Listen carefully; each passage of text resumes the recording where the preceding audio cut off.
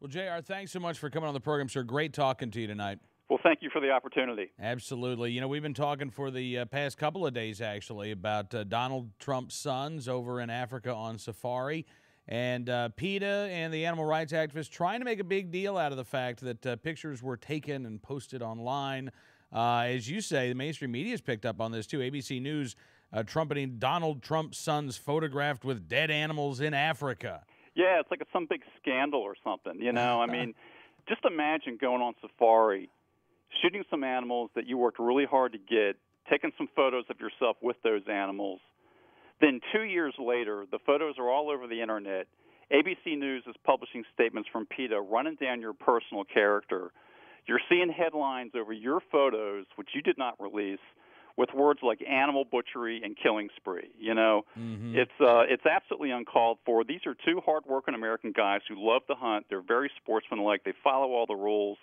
And all of a sudden, they're being vilified in the media, you know, for absolutely nothing. You know, once again, I think we're just seeing mainstream media bending over to publish anything animal rights groups will send out. You know, I mean, publishing statements from PETA gives them a credibility they don't even deserve. I don't see what makes it even news that the Trumps went on a safari 2 years ago and have some photos from it. You know, frankly, I don't either. And the fact that these photos are, 2 years old now, it's just, I mean, that makes the story even more ludicrous. But, as you say, really any excuse to go after hunters and hunting. I mean, look what's going on in California with Dan Richards. I mean, it's a very similar thing. It's just this cultural bullying or an attempt to culturally bully hunters and sportsmen and say, what you're just not a good person. Yeah, well, and I think PETA and HSUS and others are usually they're just using the visibility of the Trump name to advance their own agenda. Yep. And unfortunately, the media is just playing along.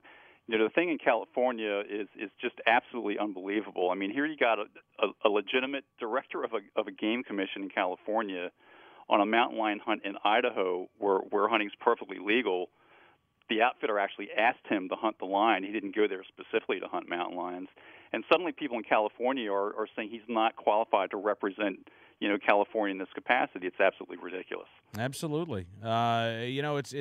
It's fascinating, JR, that, these attacks can be directed at high-profile individuals, but ultimately what they are doing is they are attacking everybody who hunts and everybody who's a Well, they're attacking everybody, and they're so incredibly misleading, too. And a number of the articles attacking the Trumps use them as kind of a jumping-off point to get into the problem of poaching in Africa. And lately they're trying to associate legal hunting with poaching. They don't come right out and say they're the same thing, but they'll be talking about a legal hunt. They may be criticizing it, but in the same article, they'll bring something in about poaching, too. And this is really important. And Eric Trump told me this, and he was pretty offended about these kind of statements. But, he made the point that it's hunting that's helping to stop poaching in Africa. Now, let me explain that.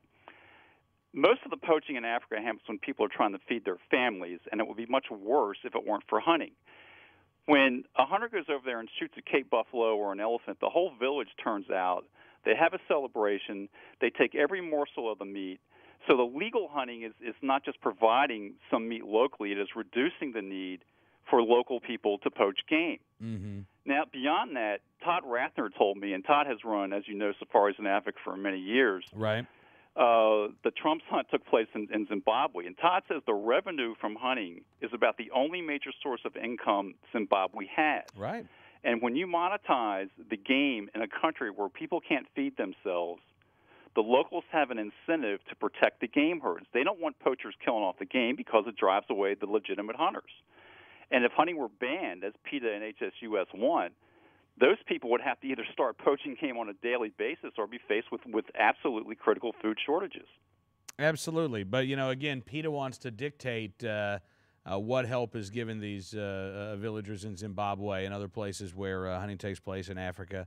And this is, JR, this is why I encourage folks to go to NRAHuntersRights.org, because you're talking about stories like this all the time. And I know that coming up at the annual meetings less than a month from now in St. Louis, you're going to be doing something special as well, right? We are, yeah. On Saturday at 3 o'clock, we are having another special session. It's called What NRA Does for Hunters. We're going to have 6 panelists. These are key people from NRA who are lobbying for hunters' rights at every level. We're going to bring people up to date on what the major threats to hunting are, what NRA's actions have been over the last year to defend your hunters' rights. We have a lot of issues with public access. We still have people trying to ban lead ammunition. We have Sunday hunting bans. We have range closures on public lands. 2011 was actually a good year for a lot of challenges in front of us, and people need to understand what's going on and what NRA is doing to help them. Absolutely. Listen, JR, thank you so much for coming on the program tonight. Great talking to you, and look forward to doing this again soon. My pleasure. Anytime, Cam.